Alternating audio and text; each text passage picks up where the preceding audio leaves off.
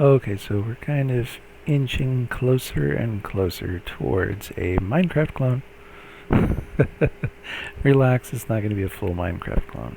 So, let me show you what I've got here. So when you push the mouse button, I updated this.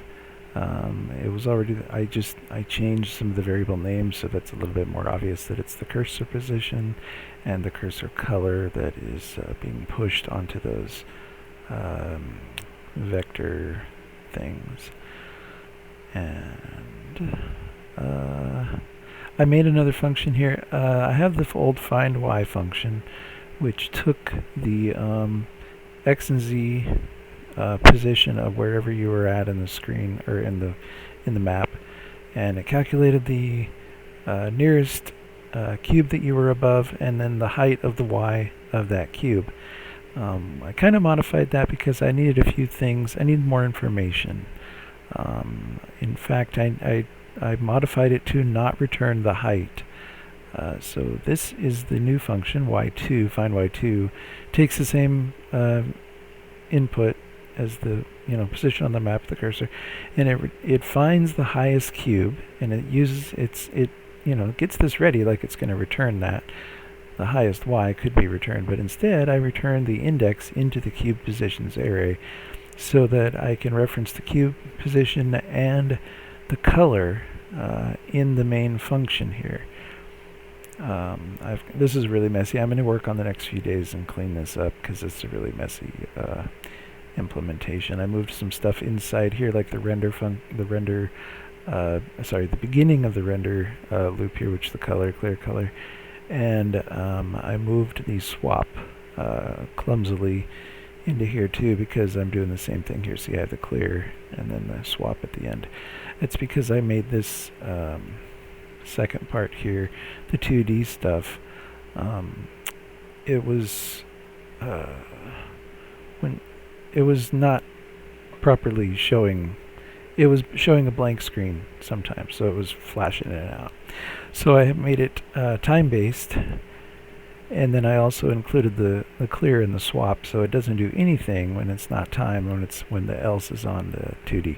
Anyway, so that's beside the point. Although I guess I did do that programming stuff too. But what else did I do? So all this is kind of new right here. So the TI find y2, that gets the temporary index, which is the cursor index, within the cube positions array. New block y is set to the position of that particular block dot y, right, plus 1, so it's just above that block. Then I became unsatisfied with that. So if the camera position is above the position of the cursor, I set the cursor position equal to the floor of the camera position dot y, which is just one rounded down to the nearest integer. Even though it's still a float, I round it down to the nearest integer. And then the cursor position is set there now with the block y variable, and then we got translate the cursor position, then we got the scale, this is the same. Okay, cursor color, here's another important thing too. The cursor color is the cube color of the index that we find. So basically whatever block you're above, that's the cursor color. In this case, that's what I did. And then the cursor color, I did a little trick with the fragment shader.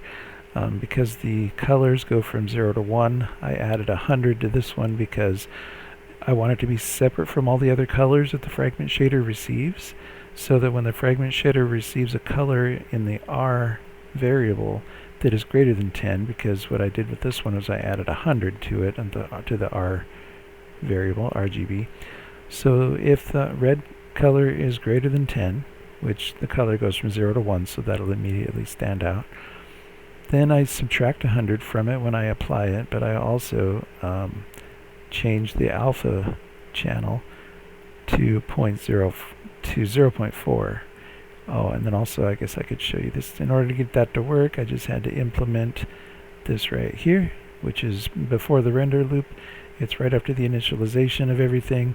It's the blend function where you take the source alpha, and then the output of the blend function is 1 minus the source alpha, and you're of course blending. excuse me, anything that's in front of it with using the depth buffer, not stuff that I don't really get into in depth and don't understand. But here's what it does. So you can see the cursor is, and I can change the transparency. In fact, I can have the user change the transparency. So the cursor is whatever color of cube you're on, and you can set that, and it just kind of follows the camera. So I can go up, I can go down, whatever it does. I think if I go below the world, it's not going to do that, which is actually kind of cool, but I can fix that again too. And so whatever color, you know, and I'm just getting more control. The whole point of the programming tonight was to get more control over the placement of the cubes, so that it wasn't just on the floor of the or on top of the cubes that are already there. This now, you can place a cube in thin air. You can just go right there and place it. You can just come along and say, oh, I want to make a little thing right there, and right there. And then there you go. And eventually I'll have something like, okay, you go over here, you place a cube, and you walk over here, and it'll draw a line between. You can fill in the line, or, you know, whatever you can do. And then we're going to have stuff where it'll capture what you've done in a particular cube area. So I'm just kind of actually becoming re-motivated to do this all. So it's going to be pretty interesting. So stay tuned. And oh yeah, here's the other section. I just used the scroll and I switched to my little Space Trader game, which is still intact here too. So,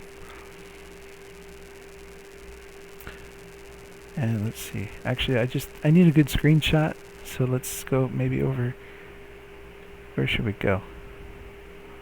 Let's just do, what does this do here? Let's go up. Let's keep going up. Okay, so I guess that'll show what I've kind of done here, and then go down a little bit, get a better picture. Is that a good screenshot? I don't know. Probably.